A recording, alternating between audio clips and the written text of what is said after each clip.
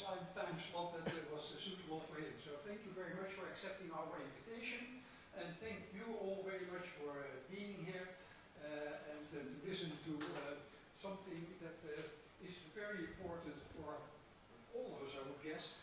Me, mine, myself. That's so important for us, and at the same time it can be so dangerous. And that's something that Ajahn will teach us something about. So Ajahn, thank you very much, and please teach us.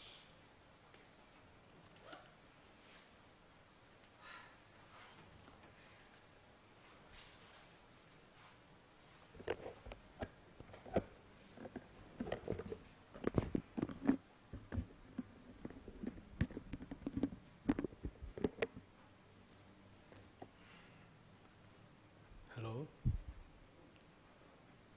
I'm supposed to be speaking in English, right? Yes. Okay.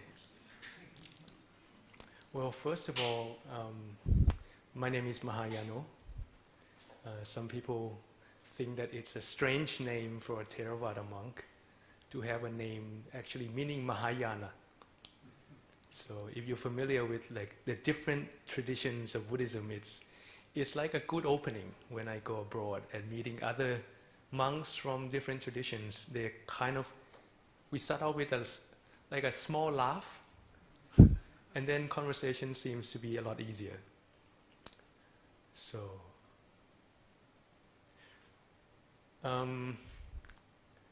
with the lack of choice, you guys get me. There's so many good monks in Thailand, right? But not many actually can teach or speak in English well enough to actually be comfortable giving a teaching in English. So you don't have many choices. So I'm one of your few choices. So, so let's see how it goes. This is actually, I usually don't have an audience where I can really give teachings in English that often. So let's try with this. Can I ask,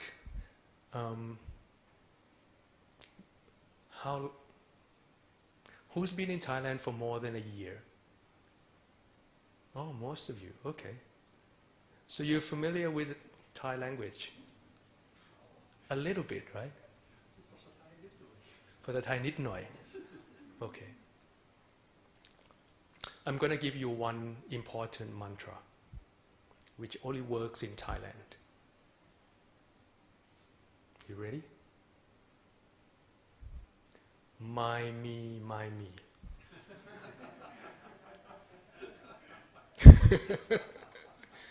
My me, my me. My me, my me. Now I know who's been in Thailand like for a week. Those who are a little bit confused don't get this joke that actually in Thai, my means no, rejection. Me in Thai means have. So the word mai me in Thailand means actually not true. It means not true, not exist, not real. My me, my me actually means my and me, my me. And it's actually a strange topic to talk about if you don't really consider a deeper spiritual journey into really wanting to know what is really true within your experience, your perception, your being. And this is actually the unique quality of the Buddhist teaching. You might see people engage with the teachings of the Buddha wanting to have a better, more happy life. Sometimes that's the case, sometimes not really. It's not really about being happy. It's about realizing what is actually true. And a lot of it involves understanding what happens to something when it's suddenly shift from just being this thing and suddenly turns into mine. The object is there, there's no difference, but something shifted that made this object suddenly becomes mine. And it's totally internal actually. Even though there are outside circumstances that create the situation for you to really feel like this is yours. But actually it doesn't have anything to do with the outside object. It has everything to do with your own perception of it.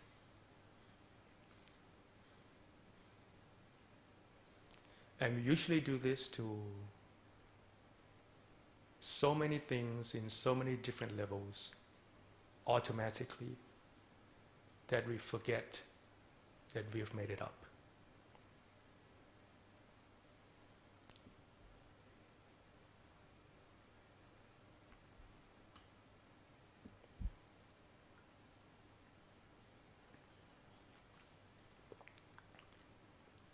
This is definitely mine because it has my name on it. A friend gave this bottle to me and it has my name carved into the bottle. It says Mahanayo.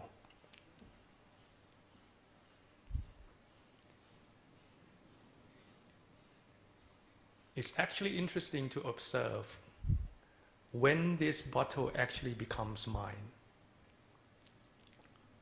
When it was carved, when it was finished, or when it was given to me. Or maybe it's whenever I feel like this is mine, and then it becomes mine.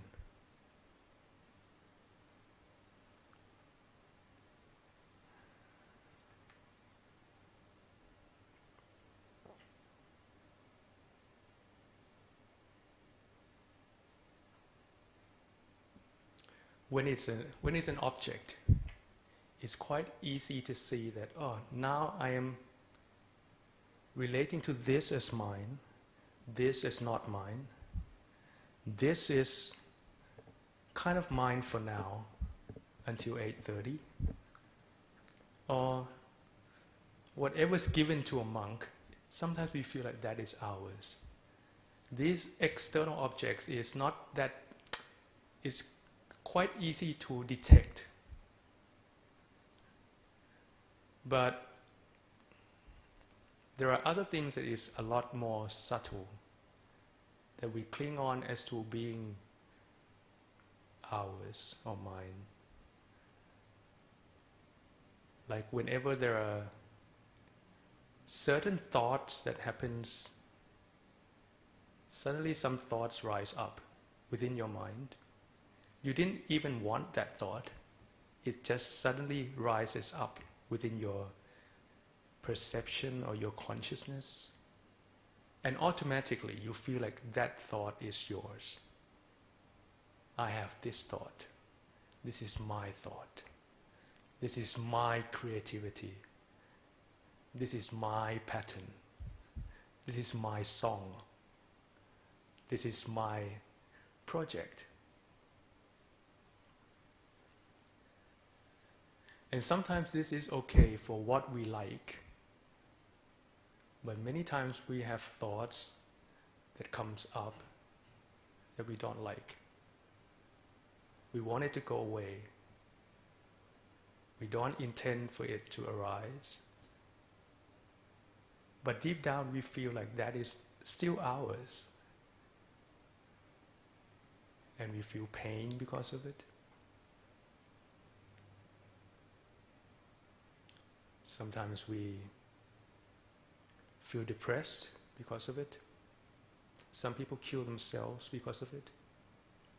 By identifying with thought patterns that happens in your mind, believing that it's yours. And we do this automatically if we never learn how to break this pattern of identifying with whatever happens as yours, we are kind of always trapped within by something we don't intend and something that we cannot control. We think we have free will, but the will that we have is conditioned by something we don't intend.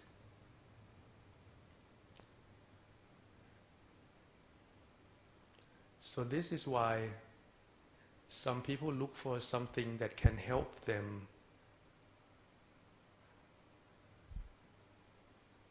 be free.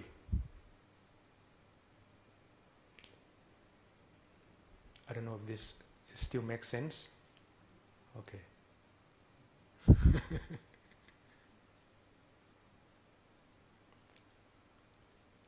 So many people do meditation because they feel like they want some kind of escape, some kind of something better than what is happening within.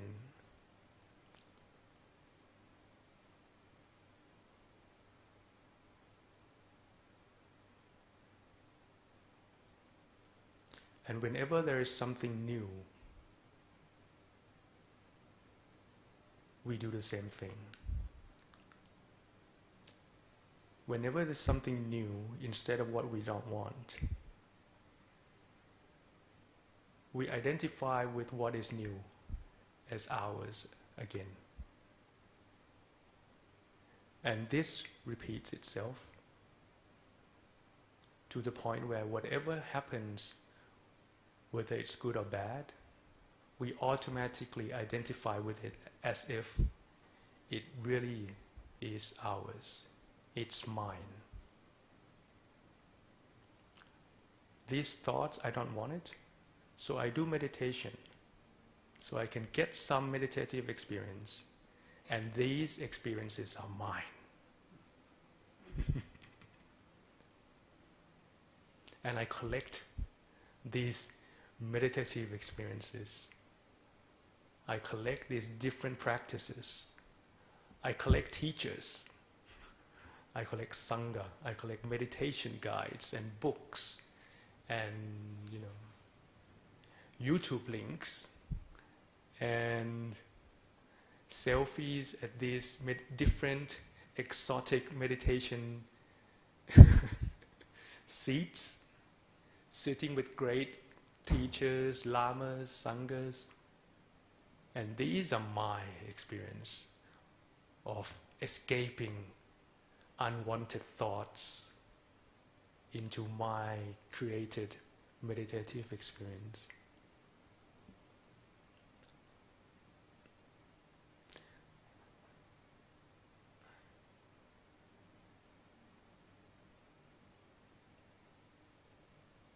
So there's a difference between collecting and letting go, which sometimes can be slightly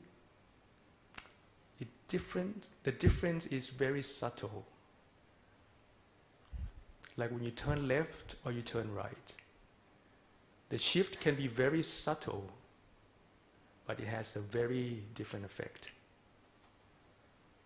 Whenever you have certain experience, there's a very fine, thin line between clinging on to it or just letting it be, allowing it to come and pass, not identifying it with being yours. And these two different relationships to experience eventually lead to a very different result. You can accumulate a lot of merit, a lot of progress, a lot of success, while never letting go. That is also a possibility. So this is why practice in the Buddhist sense, it's actually different from many different styles of meditation that you might see today. We use the word meditation, the same word, but the relationship to what you're doing could be slightly different. If you are meditating to try to make something up, trying to create something, or trying to accomplish something, it's still slightly different from a sense of being there, allowing things to be as they are, letting go of the clinging on to taking them as yours, and just being the observer of whatever happens. Allowing things to be as they are, be the observer of whatever happens with a stability of mind. This is the quality of what it means to meditate in the Buddhist sense. But it doesn't mean that whatever other different types of meditation that is not the Buddhist sense is wrong. It's just different.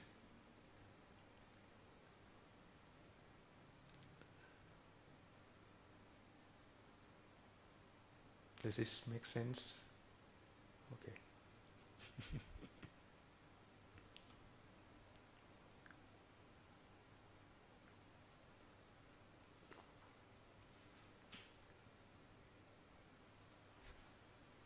So what's the mantra?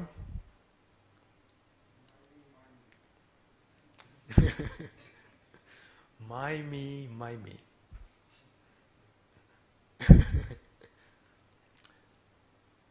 My me, my me.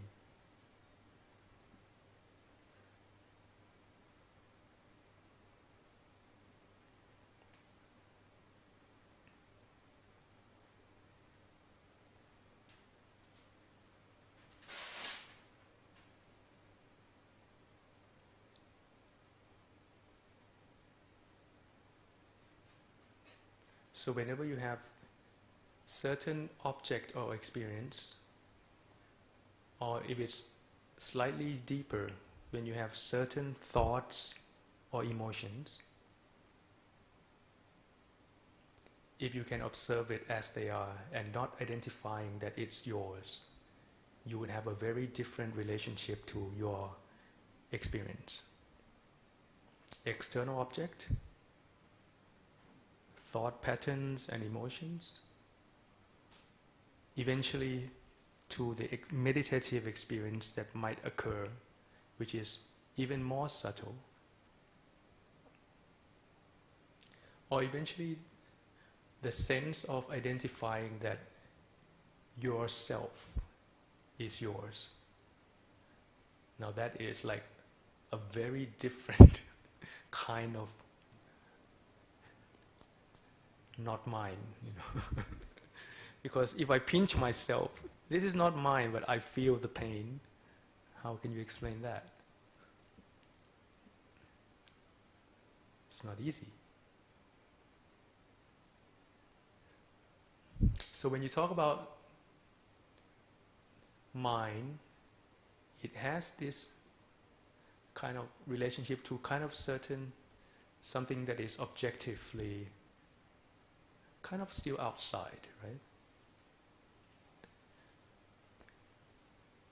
But Buddhism actually wants you to go a little bit further to not only question what is yours or mine, but to actually eventually question the sense of this me, this sense of self. Sometimes this sense of self is not really a thought. I'm not feeling that this is myself because I think, therefore I am. You know? I am because it's just this sense that I am.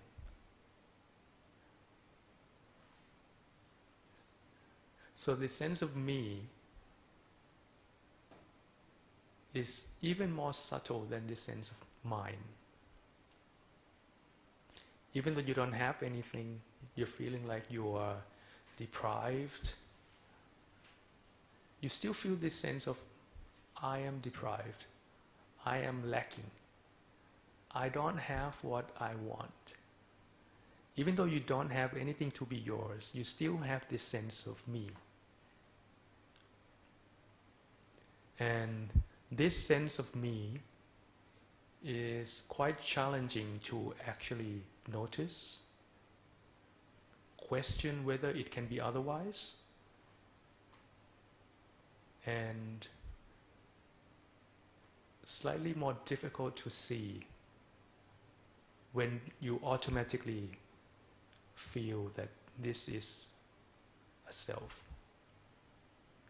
And this is actually the main working ground of the Buddhist teachings, to really bring you to an understanding that what you always felt as a sense of self is actually a misunderstanding.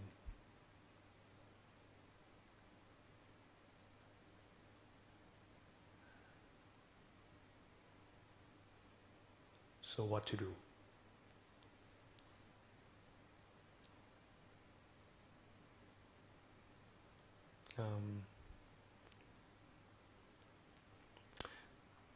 I'm not a realized being, okay? I'm just a practitioner, and it doesn't mean that I've realized all of this on a grander scale. But I've been with teachers who teach this, and I've been practicing certain practices that I feel like it helps me to have a glimpse of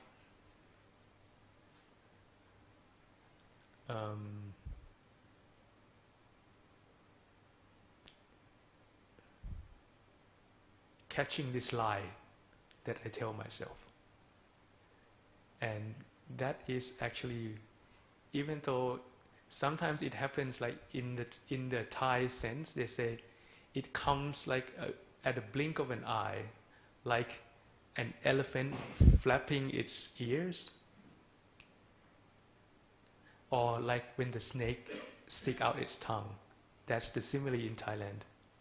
เหมือนช้างพับหูงูแลบลิ้น Have you ever heard of that? Well, you haven't been here long enough.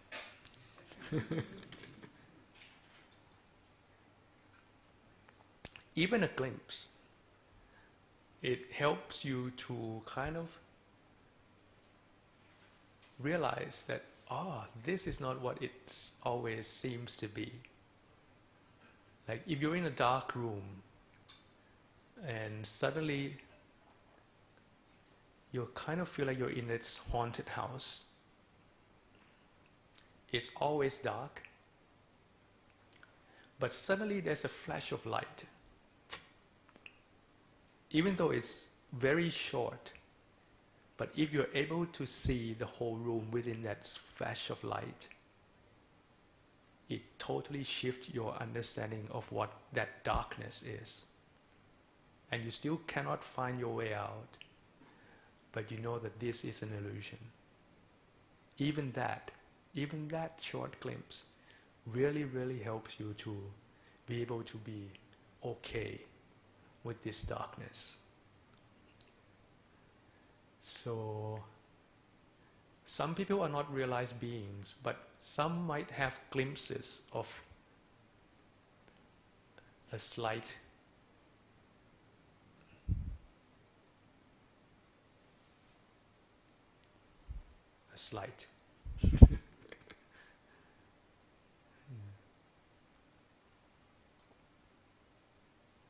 So I'm sure you all have been together as a sangha, practicing together for a while. That's my guess. So I'm sure you're familiar with the practice to a certain point. I don't know if you've ever heard of Luang Por Tien's method. A movement meditation. Have you ever seen this? Okay. So this is the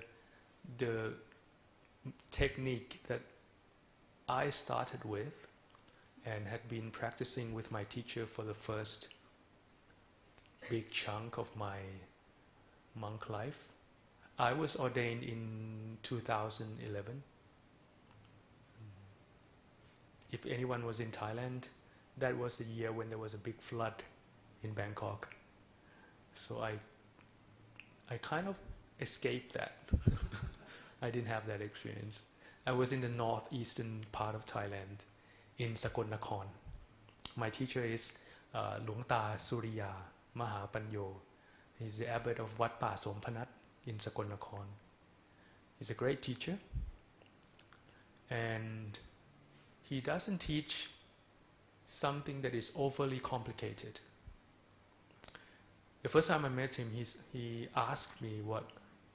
I told him that I just came back from. I told him I want to ordain for a short period of time. Like in Thai, we have this like short ordination, right? I just came back from my studies in the UK and didn't know what to do with life. So eventually I was not working, not having many things to be called mine. So within a few months I was broke. And if you're broke in Thailand, becoming ordained actually is a good choice. So I thought, I would ordain for a short time and then see what happens. Because I was in a retreat with Thich Nhat Hanh. At that year he came to Thailand. And I was there as a volunteer. It's actually my first experience with a Buddhist meditation retreat. I was never interested in Buddhism before that. So I joined the retreat as a volunteer. I didn't like what was taught. I didn't like Buddhist teachings. I felt like it was boring, people smiling, talking as if they know who I am, judging my drinking habits. I didn't like that. But then there was one teaching that really kind of clicked my understanding when Venerable Thich Nhat Hanh was talking about the interdependence of things. And he gave the simile of a cloud. He said, "Do you think a cloud can die?" And that was actually the last teaching of the 7 days retreat. I was sitting as a listener, and he said, if you see the cloud in the sky, when the condition is right, the cloud is a cloud. But when the condition changes, that same cloud then turns itself into drops of rain, falling to the earth, flowing as a stream, and when the condition changes, it turns into a river. It goes into the dam, goes into the pipes. You open the tap, you take the water, put in your kettle and you boil it. You put some tea in it, and you drink your cloud. When conditions changes, the cloud changes. It's impossible for a cloud to die.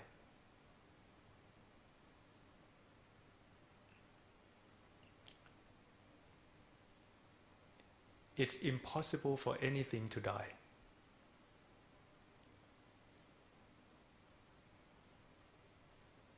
And just by listening to that, I felt like a total, something like kind of opened up. Something felt strange. Some kind of relationship to a sense of self is slightly shifted. And I felt like, what is this? What is this teaching? Why am I feeling like this? I was kind of sitting there crying, crying, like totally crying. If you've ever had some kind of experience like that, I'm sure you understand that it's not that I understand something, it's just that I feel like I don't understand what this is. But this seems touching differently, beyond words. So I was sitting there crying for a long time, and my friends were surprised, like, why the hell are you crying? This is not supposed to be something that makes sense to someone like you at that time. Like I was actually a musician, and I was like, the main place that I would be is in, like, I play in pubs for like 7 years. That's my life. Like I was not supposed to be a monk. So I thought, I don't know, but this is different. Like this kind of teaching is different. What is this? Why is it being taught for 2,600 years and it's still going? There must be something there. I don't know. Maybe it'd be good if I ordain for a short time. So that's kind of how it started. And then I thought, I would ordain for 3 months. That's kind of the maximum that I can endure this shaved head and monk life. So I went to look for a place to ordain. So I went to the northeastern part of Thailand, went to several monasteries, met my teacher, who at first asked, like, what are you doing here? I said, I want to ordain. He said, you don't really want to ordain. Someone like you is not fit to really ordain. You don't have what it takes. Like he's kind of pushing me down a little bit. And I said, He asked me, so what have you been doing? I said, I just graduated. I just finished my master's from the UK. Being proud of myself. And he said, stupid people go for studies. Something like that. Stupid people, they go out studying like what you did. And I was like, I didn't expect that response. It's like, you don't even know what you need to know. You don't even know where to look.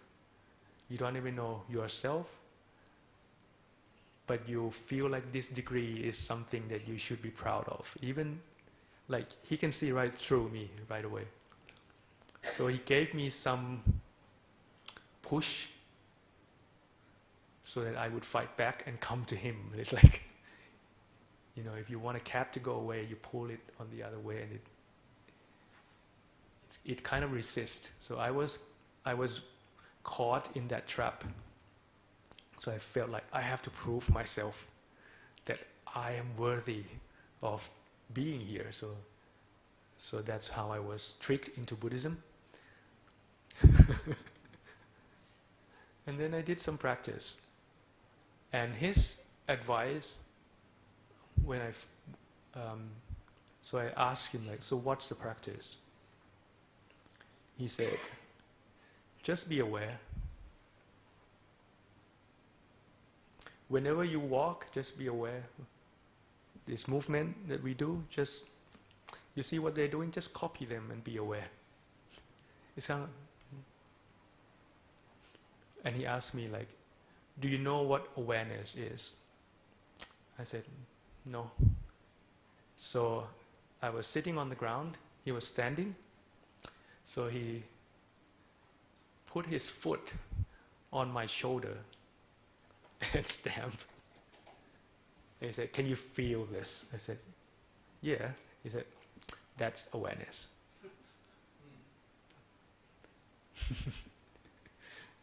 And then eventually I was doing a lot of walking meditation, just being aware. And I didn't study anything about Buddhism before I went to that monastery.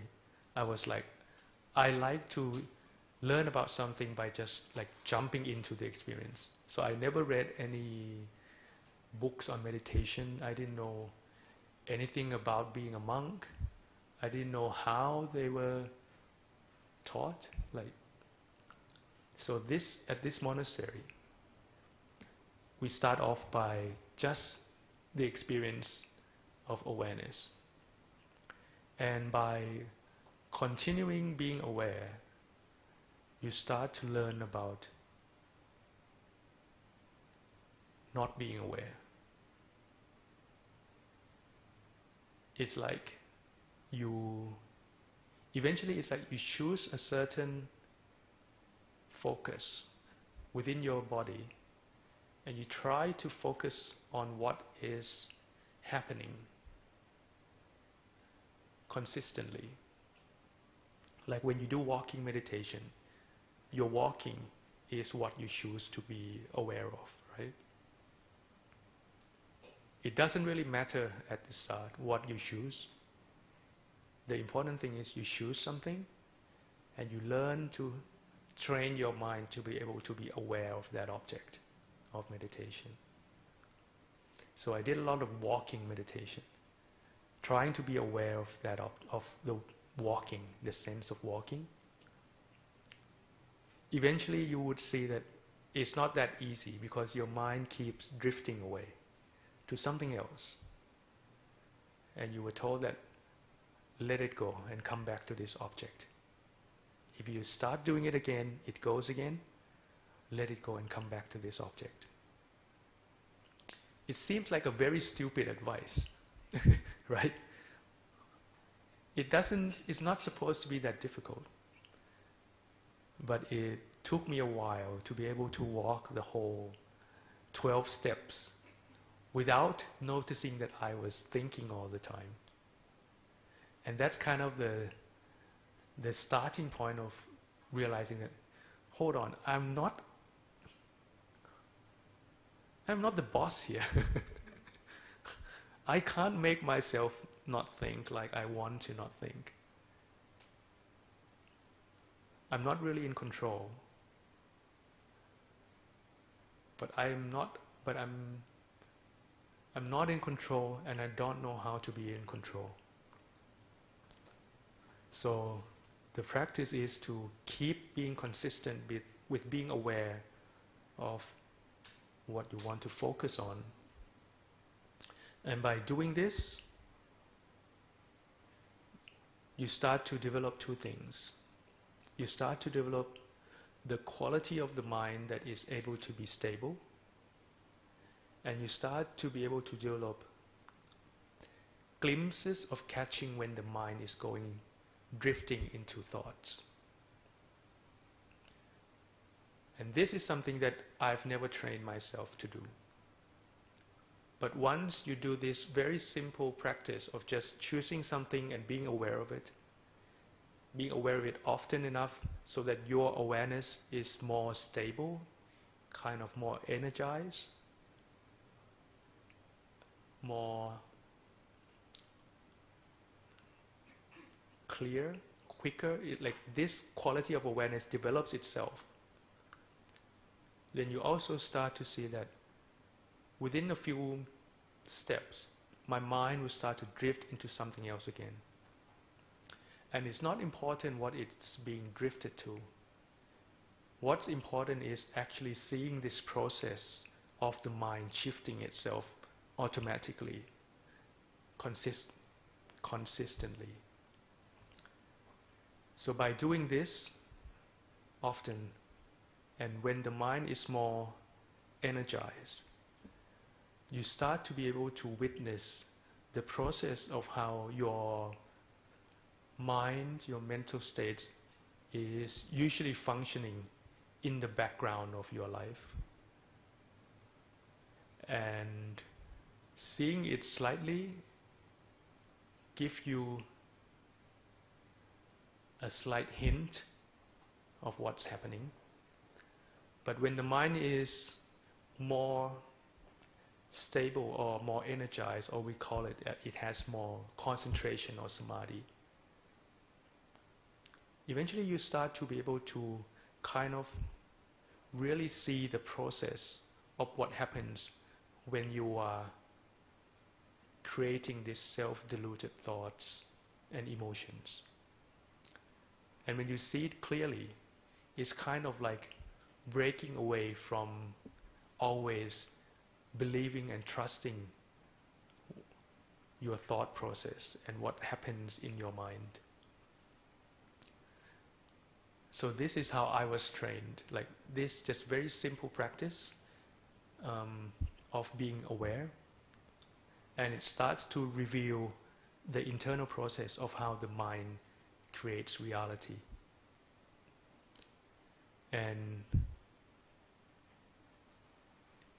this side of practice where you're just being aware and seeing the process is actually different from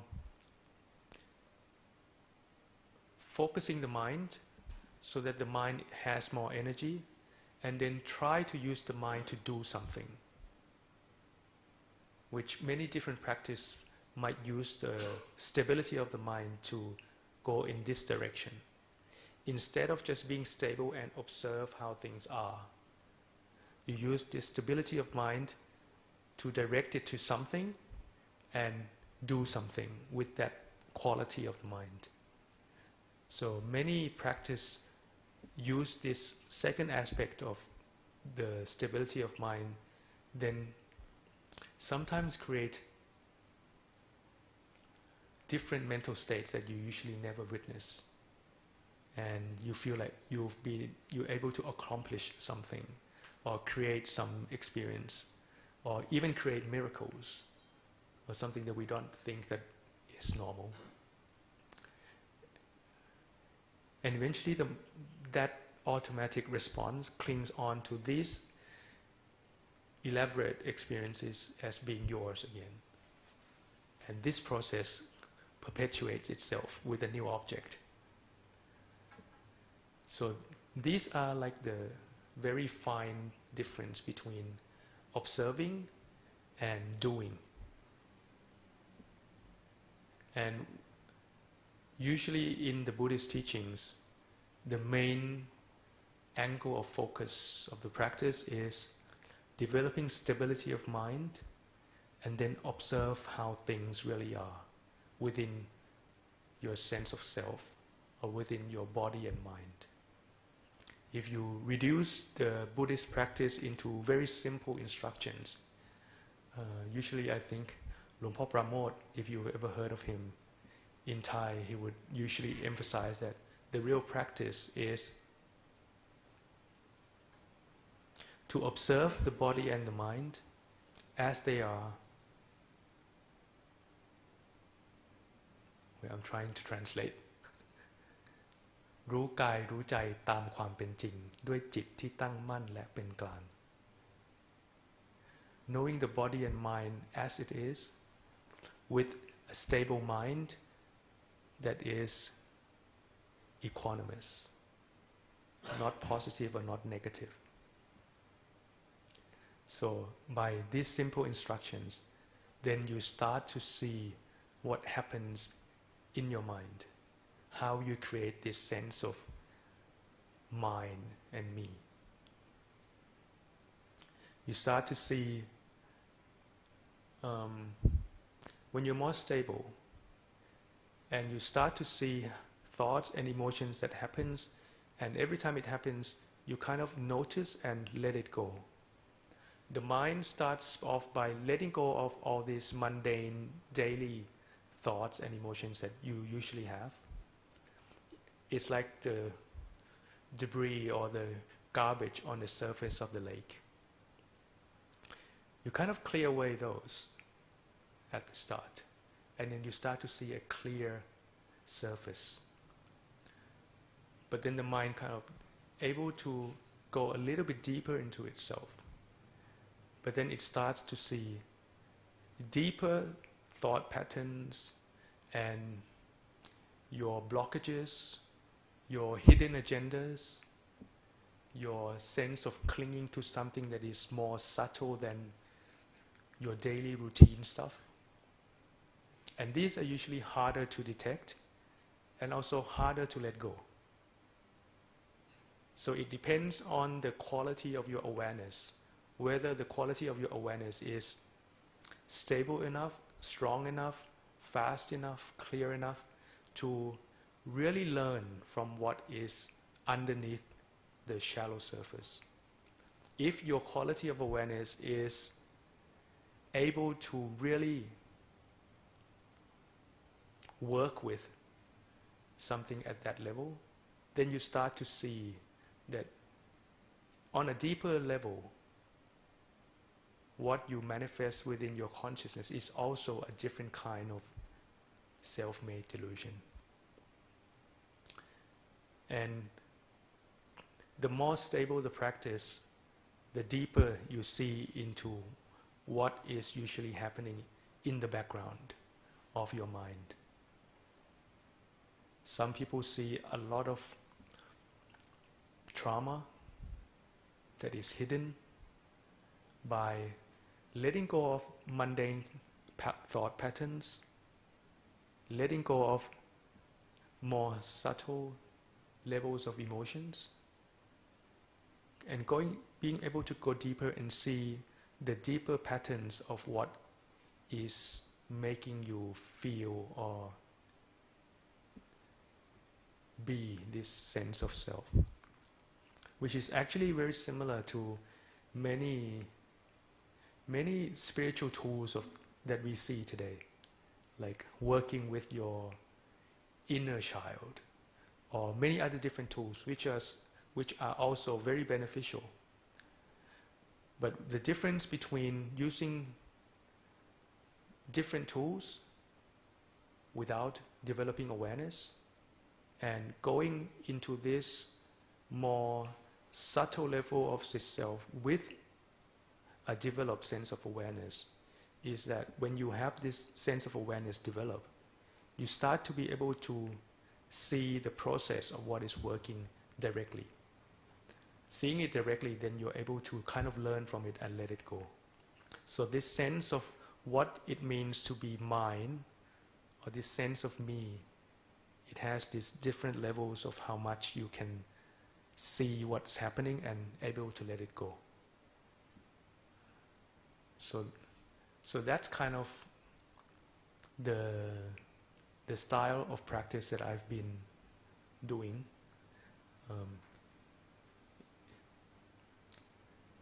It's not something very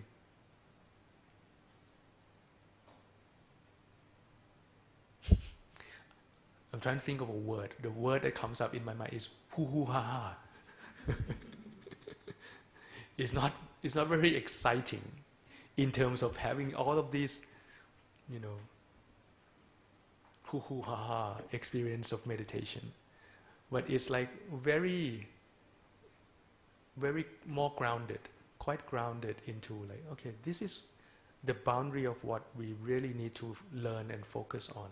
Seeing how the body and mind functions as it is with a clear, stable mind. And this would actually reveal what you've always identified as a sense of self. Maybe that's quite simply Buddhist practice in a nutshell, in the way that I understand it.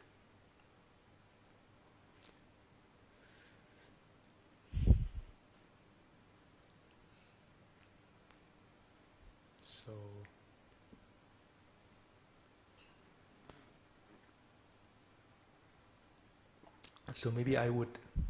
How long are we doing this for?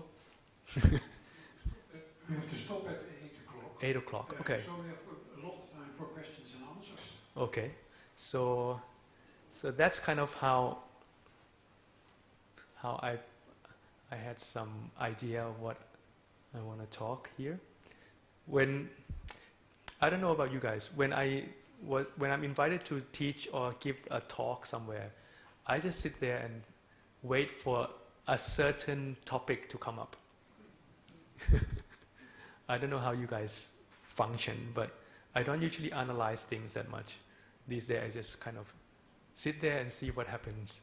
And when you contacted me to come and give a talk in English, I was okay.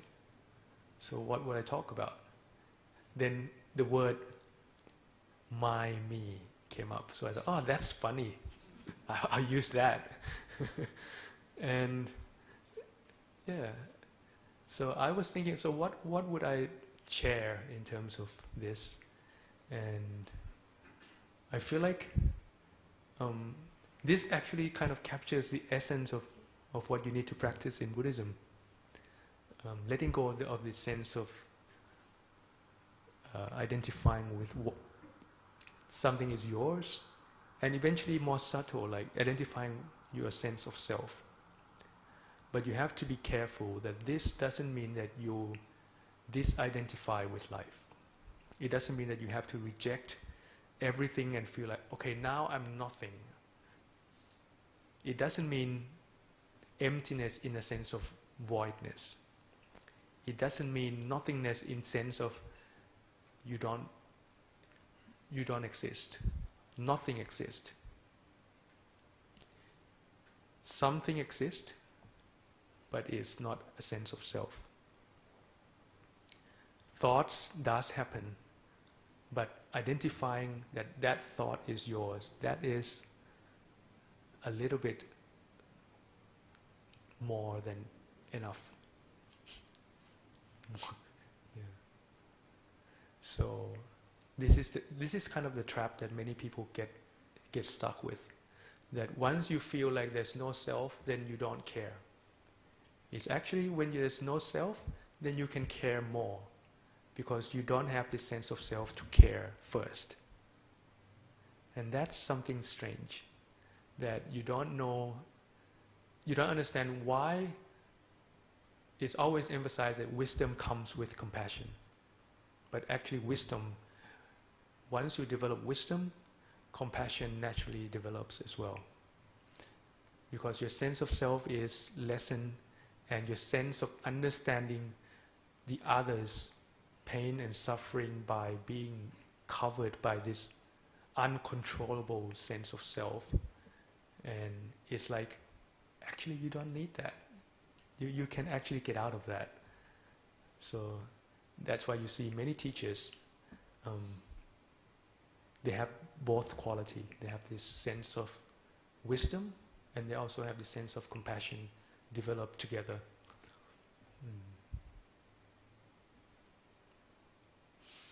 Okay, so maybe you usually have some questions sessions, right? Okay.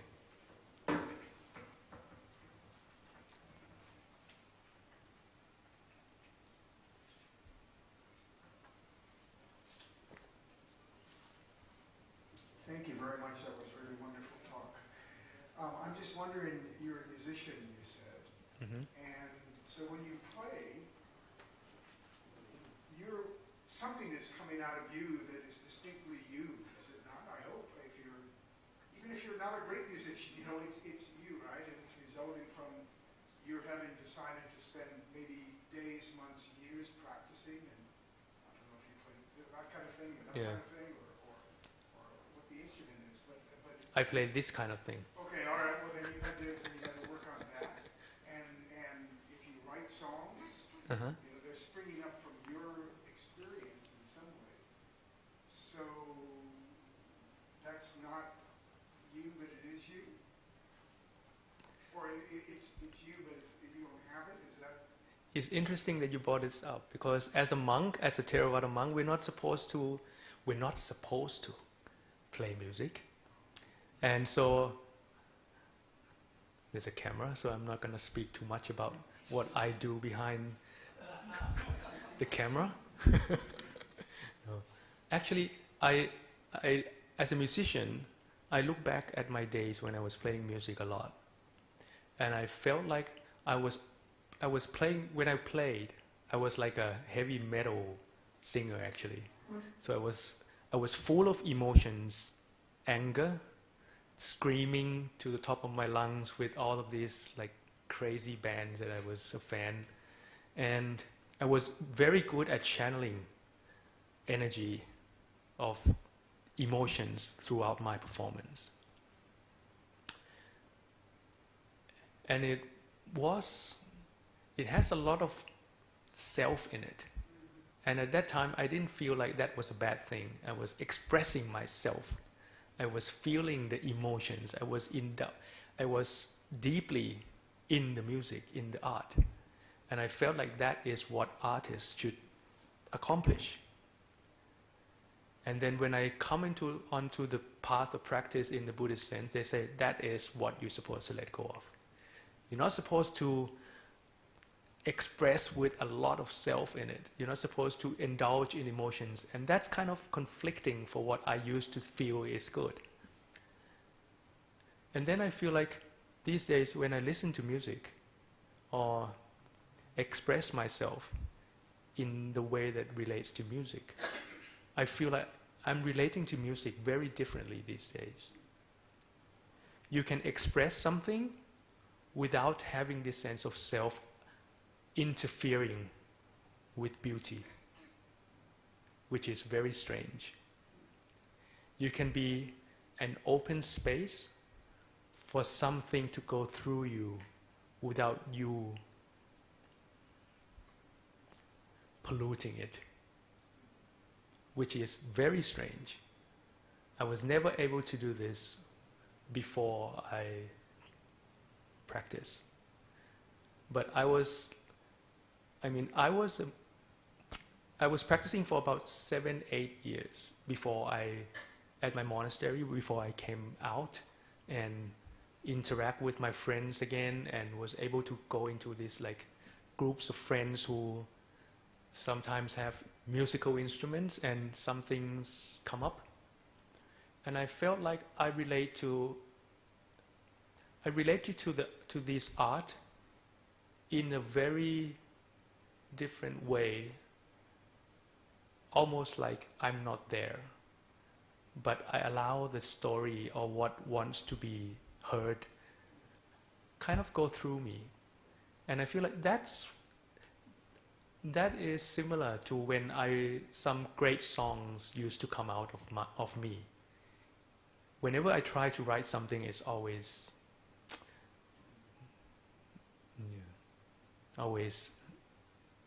like able to be thrown away without neglect. But when something just comes at the right time with the right mindset at that time, like it's almost like a fluke.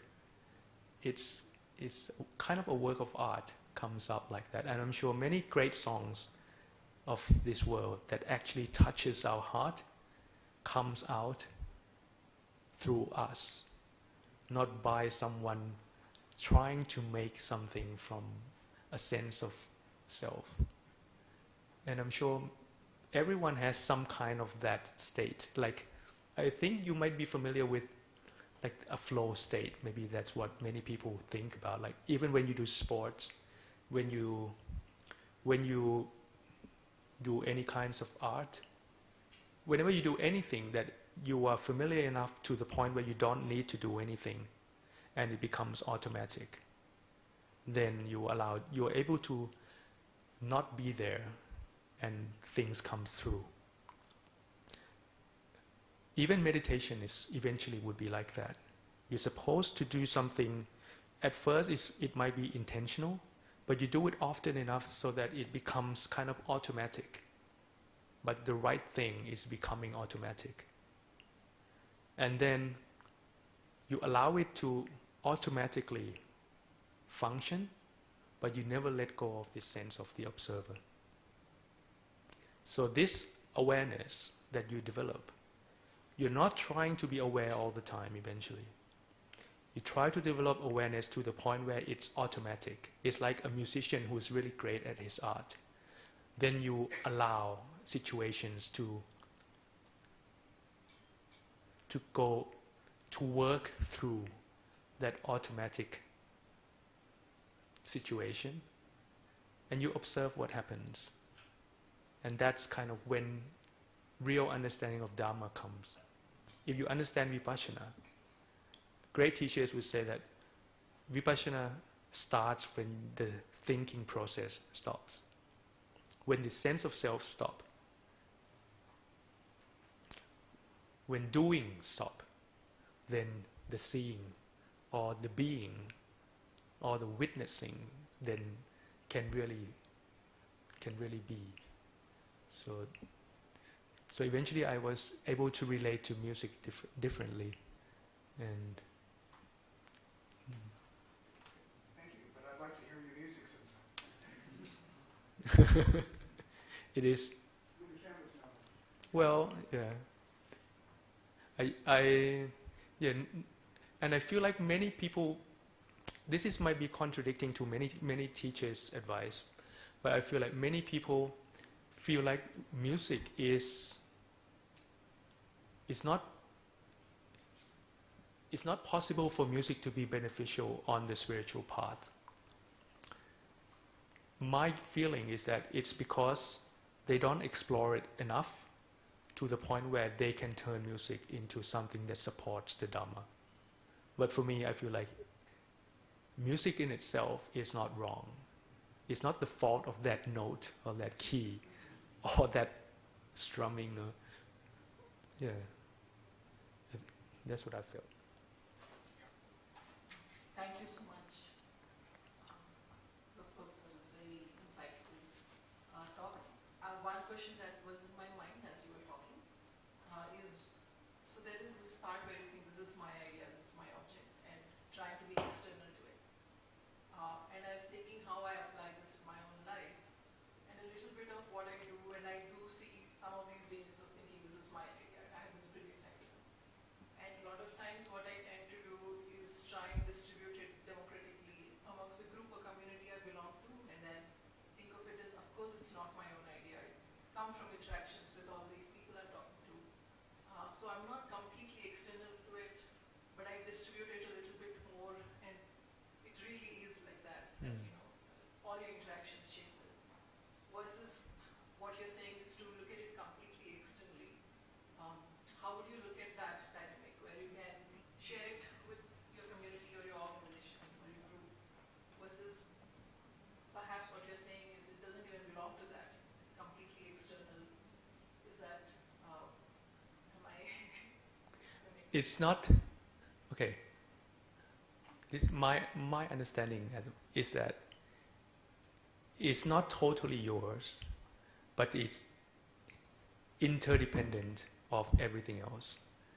So it doesn't mean that you are the sole creator or the owner of something, but it doesn't mean that you don't have any say in what happens. Everything always comes out through interaction with something else. So, I mean, I don't disagree with you at all. I mean, I actually agree with what you're saying, that eventually you share things with others and you kind of understand that what appears or happens is not totally from your side. It's an interaction with many different things. And if you see what happens internally, whatever happens internally is also interdependently created by many different things inside, which eventually you cannot really identify as a thing as well. So it comes back to the point where I said it doesn't mean that nothing happens. Things do happen, but it's not supposed to be thought as yours. And when you see this interplay between different elements, components, then you interact with things more correctly to how it really is. So if you want to change something, it's not like I have to change this. I have the power to make something up by myself. But actually it's like, if you want something to happen, you actually work with everything else as well. Everything is counted. And you understand that it also has the possibility of not happening the way that you want, because you're not the sole owner of what's going to happen. And if you're able to live life like that, it's a lot easier to accept things and also let go of things. That's kind of how I see it. I'd like to continue on the musical allegory, which is great, because I'm also a musician, and sometimes the greatest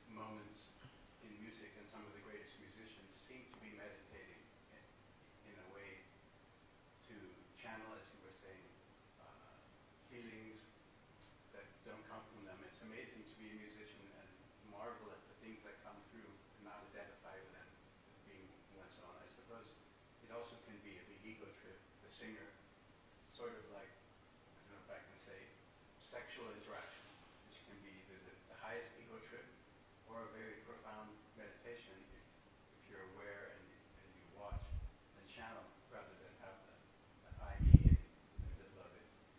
And I like many of us have had the same experience with the cloud in your tea. You didn't finish it, which is that after you drink the tea comes out, goes back into the stream. Someone else then drink that tea. Someone else, and it goes back into a stream, into the ocean, and then becomes like, again, a cloud. Every cloud has been a cup of tea, every tea has been a cloud. I had the same, many of us had the same reaction, which I think, Yeah. in Mahanayo, you were...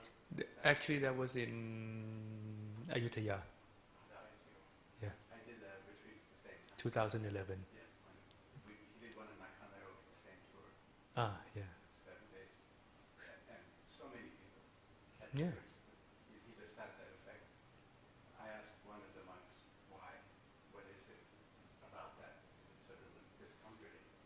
And one of the monks who traveled with him, and he laughed and said, just let it happen. I've been with him three years and it happens to me all the time. Hmm. But you said you're not a realized being. I feel like you are a realized being. Many of us are in some length of time. It can be momentary, like the elephant ear, but there is a complete awareness, especially if we're on the path. We know a little about meditation or Buddhism. The more we practice, the more often and for longer periods of time that realized being comes out. I don't think it's not necessary to be a realized being all the time. It's not helpful in society. But to have moments, points of reference to know, I was there, the light went on in the room, like you said, that's a great one. You know, at least you have some kind of idea that it's there, and the light will flash again. And the point of reference is there, we have that path, so it's wonderful for you to remind us that we do have it. We all are realized beings for some amount of time, hopefully more frequently, and that's why we're here. Thank you. We're all like forgotten, realized being. But we can remind each other that's the inter-are that we have.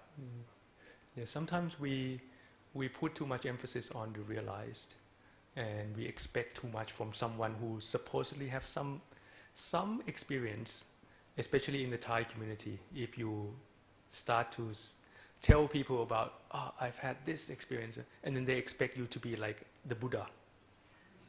And they don't know that, just having a glimpse, it means you're opening the Pandora's box, and now you're seeing all the trouble that you have hidden inside. And that's the work. Sometimes, like, I emphasize this a lot because as a monk, when you're sitting here and you're speaking like this, then people have so much more expectations of what you are.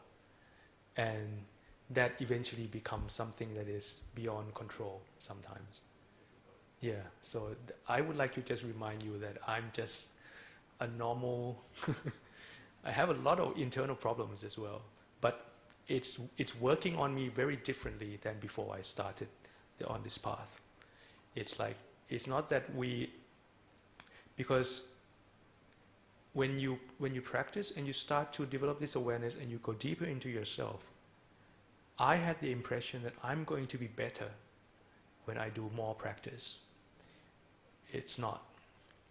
At first, like many years, I was like, the more I practice, the worse I got in terms of being, like, I cried going to my teacher, like, the more I practice, I see like I'm always agitated, I'm always blaming someone else, envy of someone else, always lazy, always like, every negativity in me was clear for me to see.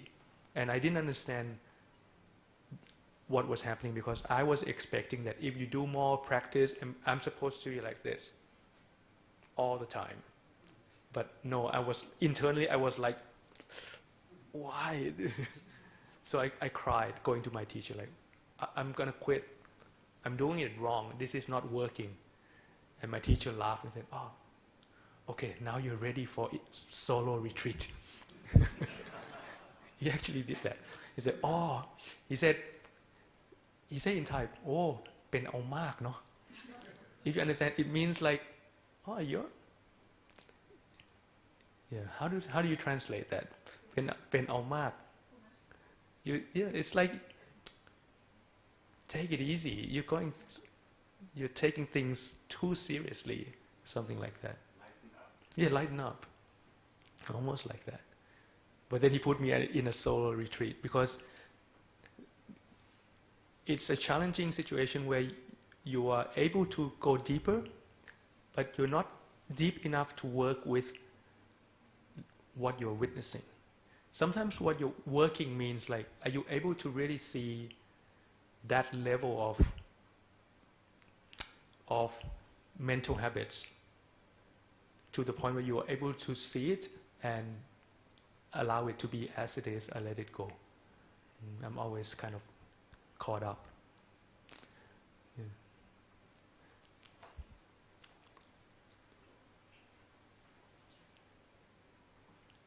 Thank you for your reflections earlier, Bhante.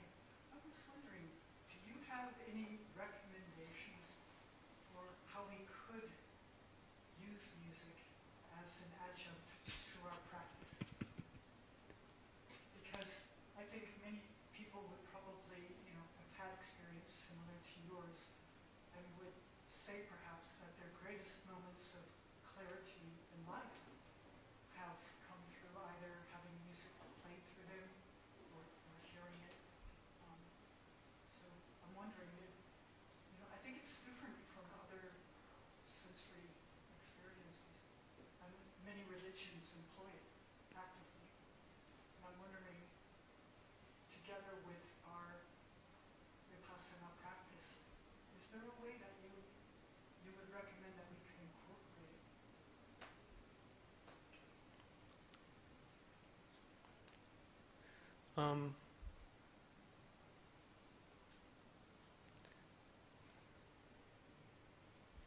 I'm not sure, but I think it's like if you don't think that music is music itself, when you look at it as something that you interact with or you are familiar with enough so that you can do it fluently without having to think and without trying to make something yours. Just allow things to flow and observe the flow of things. I think music is a great opening for something to flow. And you see your reactions to music. I think that's what you can use music to see what happens when music is working with you. It brings up thoughts, certain thought patterns, certain emotions, certain depth of relation to something deeper. It's like a tool that can open up something that is deeper in you, and to learn to see that something that is deeper in you can also be a more deeper understanding of how you cling on to a self. I have to do more experiments on that. But like sometimes I secretly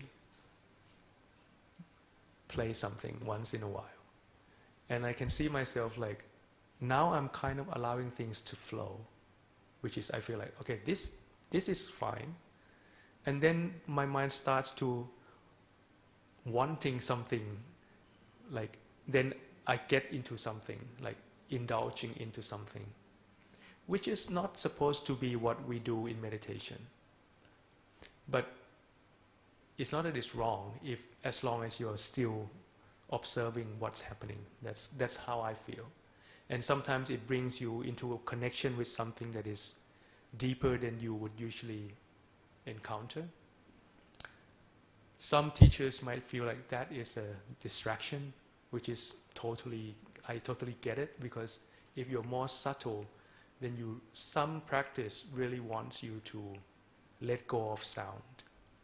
And sound can be distraction for certain types of concentration practice.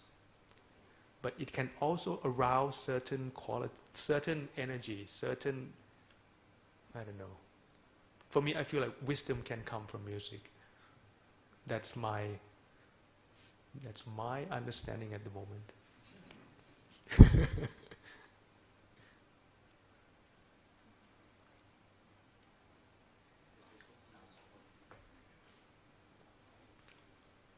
Yes, thank you very much. Just a little music anecdote. When Michael Jackson was asked his most famous song, where it came from, he just flippantly said, "Oh, that's not mine.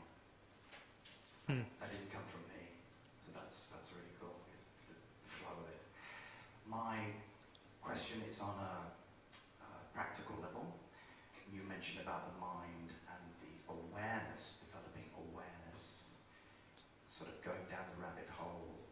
And if the realization is at a far deeper level, but the awareness is not developed to that extent, you mentioned work as well, doing work or something. And I got an overall concept of sort of working on the awareness, sort of faking it until you make it kind of thing. Sort of just put the work in. Could you lead to that point, how to get the awareness to the level of a realization that is far deeper and is further down the rabbit hole, the awareness? Well, when I use the word work, I use it loosely, but it actually means you don't worry about what happens. You just focus on developing awareness. It's a strange way to work, to use the word work here, because actually you're not trying to do anything. You're just trying to be aware. But when you are more aware, that is, in Luang Por Tien's method, the teacher who taught this method, he had this simile. He said, it's like feeding a cat to catch the mouse. A mouse is the simile of thoughts or emotions or whatever, like mental fabrications. And the cat is the simile for awareness. What you do as a practitioner is not trying to catch the mouse or work with the mouse. What you do is you feed the cat. Once the cat is fed and grown, automatically the cat would always catch the mouse.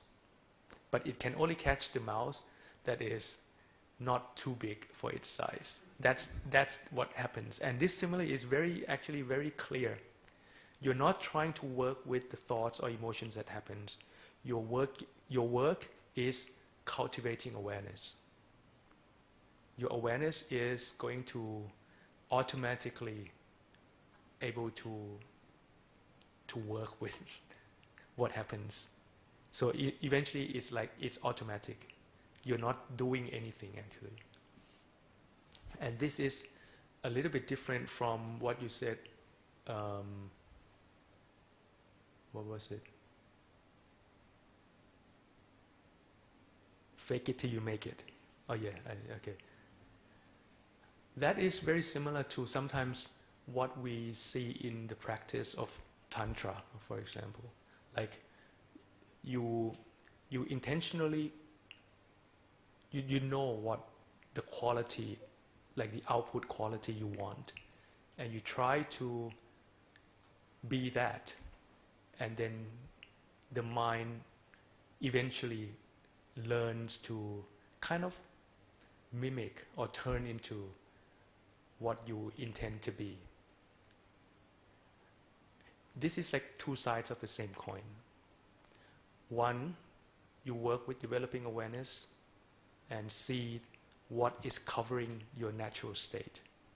The more you're able to see and clear away what is covering the natural state, eventually you come to the sense of being or realizing the natural state. The other way that you can work is you're being guided or pointed to or instructed to understand to a certain extent that natural state. And then you use that result as something that you try to become. and you slowly change by trying to become that natural state. This is kind of fake it till you make it that you're saying. The important thing is you need to really be able to be pointed to the right natural state, not a diluted natural state. So you need someone to be able to point you to the right situation, and for you to also have the right relationship towards it. But eventually I've seen people who practice in both direction, and I feel it's possible to do both, but it has a different styles of practice. Yeah.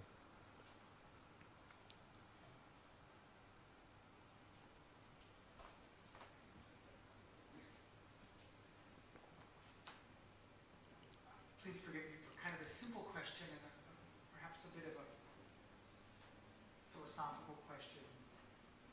One of the things that I struggle with in Buddhism is the notion of free will.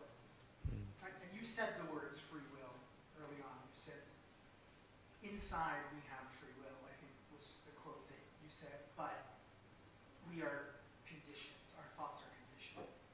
And I struggle with that notion of, if we are so conditioned and we don't have this control, in what way do we have free will?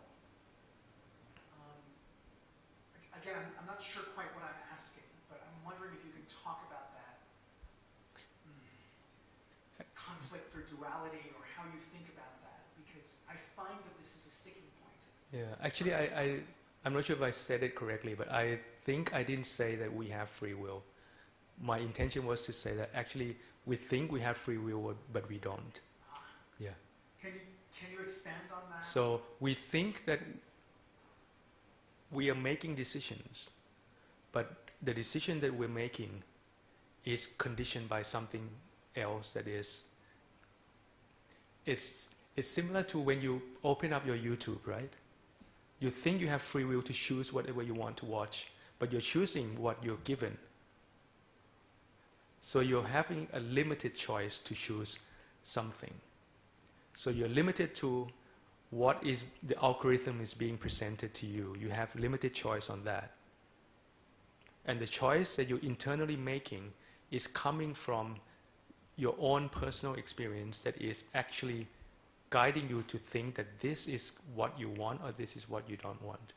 And everything else conditioned have a say in the conditioning of what you are making decision by.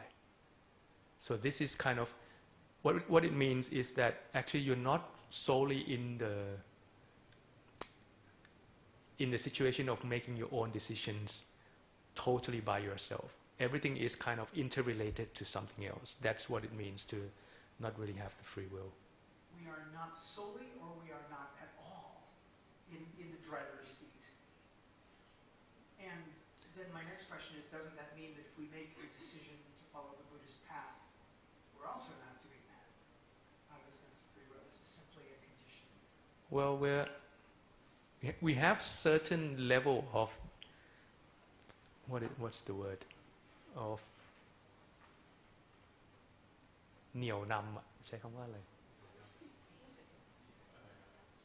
We have certain level of influence ใช่ไหม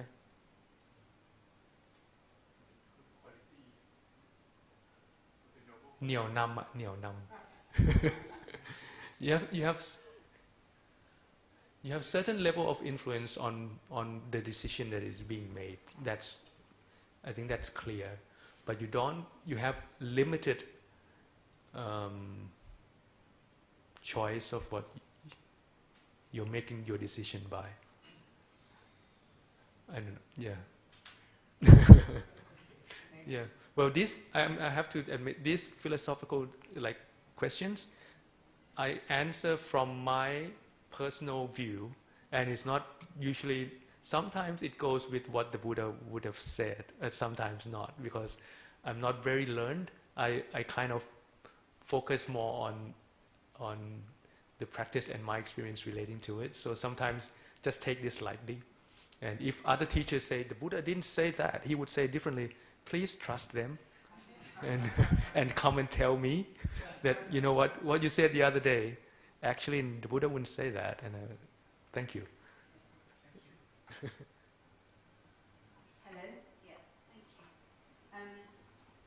It's really interesting you said that you were at the teachings by Thich Nhat Hanh in 2012. I think it was at the monastic university. Yeah, that was played. I was there as well, and I also had a lot of tears, and it's really interesting that that was the beginning of your journey, and a little while later you ordained, and I didn't, and but I dreamed about it, you know, I kind of wanted to, and it's interesting to think about lay life and practice in lay life compared to the monastic life. And you were talking at the beginning about when you practice, you know, when you first start to practice samadhi, you clear the debris on the top of the water, and then you can kind of go deeper and deeper and deeper. And in lay life, we have many other demands, and maybe from the outside we think that the life of a monastic, you just sit and meditate all day. Maybe you don't, I don't know. But could you tell us a little bit about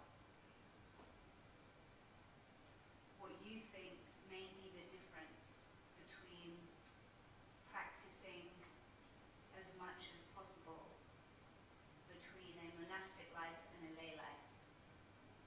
You know, if I just think about 14 years since Thich Nhat Hanh's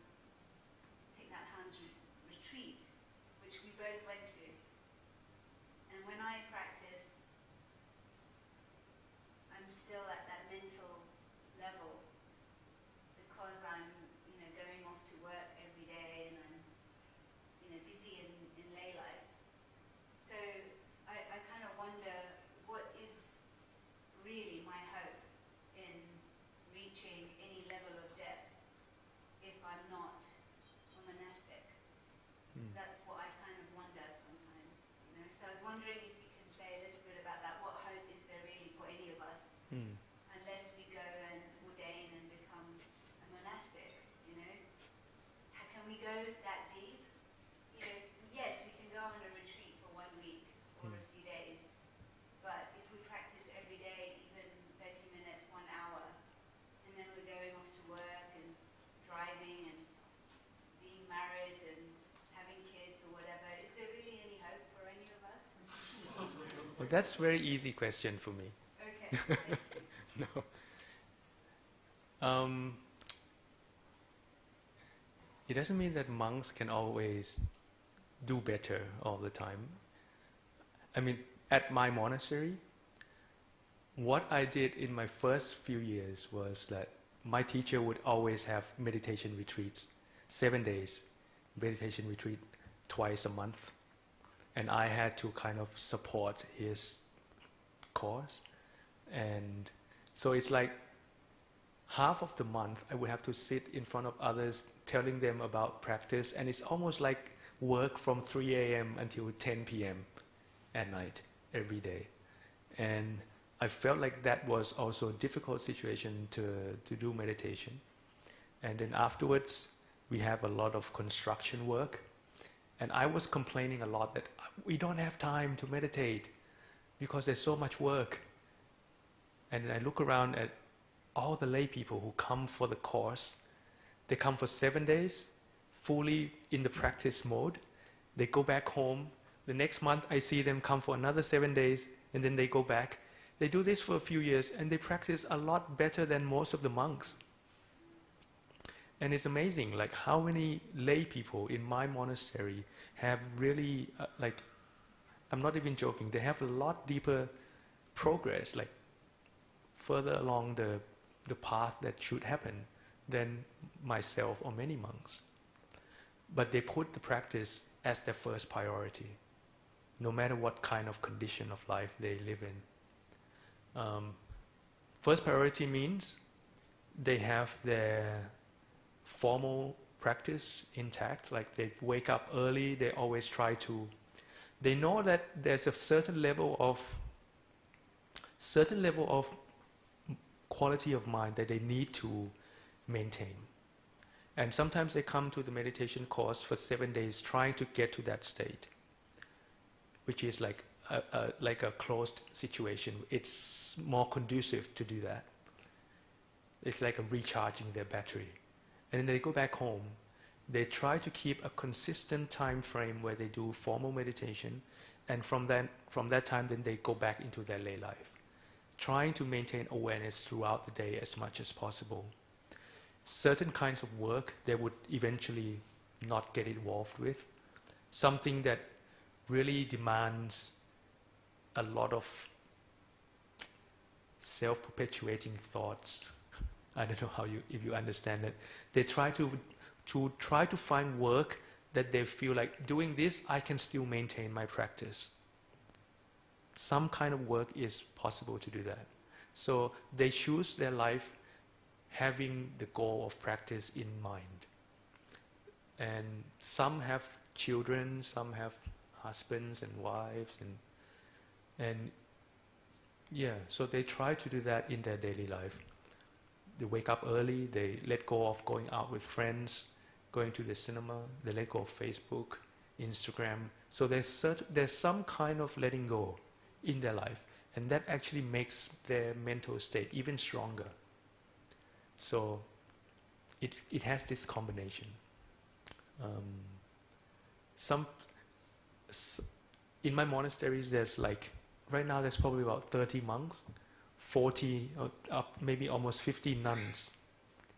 Some of them very young, and many lay people coming and stay and practice. And I have to admit that most of the nuns and lay people have better practice than monks. I don't know, sometimes monks take it for granted that we are ordained and we have this duty, we teach and we do something else, and it doesn't really mean that if you're a monk you're going to practice better. It depends on how much you really engage with the practice and how true to yourself you are. So to answer your question, you have a lot of hope. And and I can see that a lot from the people who practice at my monastery. And many, especially these days, there are so many different teachers teaching both online and like meditation retreats that you can attend to and learn so much by being in the lay life. But you need to have certain limit to how much you explore and how much you skip around trying to find a place to land. Once you find the right teacher that you feel you can trust to lead you on the path, then it's good to land there and try to maintain that type of practice. Well, I think that was an excellent end note of your talk. Hope. There's always hope, I think, for all of us. Don't despair. It can be done. One hope for me is, Ajahn, that this is not the last time that we see you here. I'm really happy that it took some time before we finally got you, but I hope that you will find time again to teach us. I think this was an excellent talk, so sadhu, sadhu, sadhu. And thanks to everybody here for being here, and like always supporting each other on the path that can be difficult, but there is hope. We'll reach the end sooner or later. Then to the practical issues, as always, please help us cleaning up the room. The brown seats have to go to the balcony, very carefully around the Buddha, please. The white seats can stay in here, stack them. When you go out, you will find two donation boxes, one for Ajahn and the other one for Mahanayo, who's giving us this room for free. If you liked what you got tonight, and I think we got an awful lot, please show some gratitude and generosity and put something in those boxes. And do. First have a lot of conversations and then put it in, because we have to count the money and give it to Ajahn. Then we are not done in Wilbeng. Every Monday we have a session, and next week Monday we'll have a very different kind of teacher, a person who has a lot of experience with Zen Buddhism, and he will talk about something I think is also really relevant, maybe not as profound as the me and mine thing, but he will talk about the role of technology, the always increasing role of technology, all our tablets and phones and Facebooks and AI, and that always is getting stronger and stronger, and how can we, from a Buddhist point of view, deal with that. So I would hope to see quite a few of you back next week again. Okay, thank you all very much. Yeah, I would like to say something that I really appreciate this type of Sangha. I think it's really great that you stick together and learn and explore the path together. I'm happy to be your friend along the path. Please don't consider me as, I'm not a qualified teacher. I'm kind of like a friend walking the path, and I know a few good monks and teachers that we can kind of keep this relationship, and maybe this can grow to something else. And I'm happy that I have a chance to share something with you here. And also, now I'm working with a group of monks in a program called the Pali and Sanskrit Bhikkhu Exchange Program with Suan Mok Krungthep, the BIA. So it's like bringing the monks from this tradition to kind of have an exchange program with the Tibetan tradition and Sri Lanka for like 15 months for about 2 months every year. And we're now accepting the new monks at the moment. So all of your donation I'm going to put to that project. Okay, so we're all kind of supporting this together through the work at BIA. Okay, thank you. And I want to mention that, especially for newcomers, some of us will go to a restaurant afterwards or a cafe to continue the conversation, and you can say whether you agree or disagree with anything that was said tonight. And everyone is welcome to join us. And if the Buddha was right, we do have freedom to choose whether to come or not. And you do have, and if you do come to the restaurant, you do have freedom to choose what to order. But it's possible that this was just the Buddha's conditioning that led him to this. Okay. And yes, I've been a troublemaker my whole life.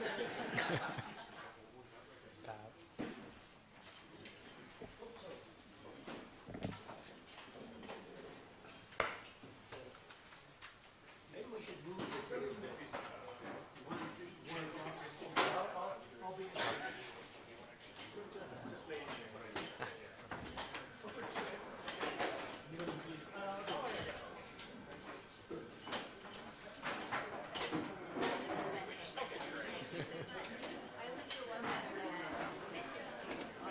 Yeah, I recognize you right away, yeah. I'm sorry I kind of sometimes lost your message or something. I've been a few things.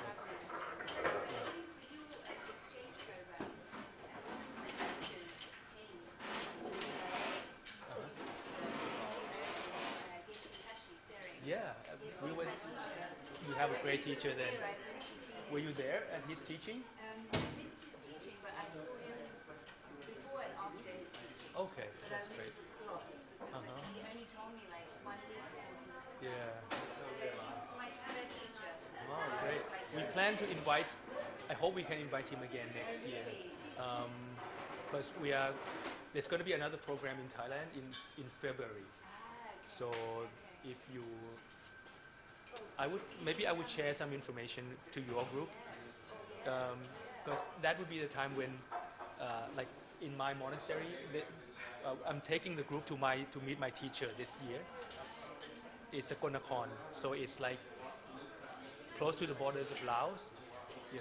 So this year we are inviting them to stay at my monastery for about 5 days.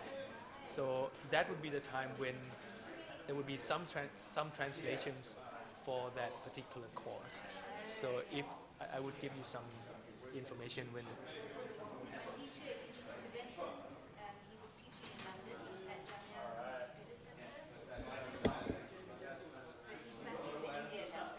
Geshe Tachiso.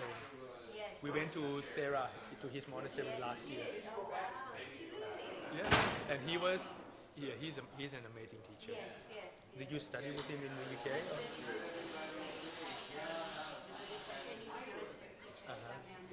Were you there for a long time? I studied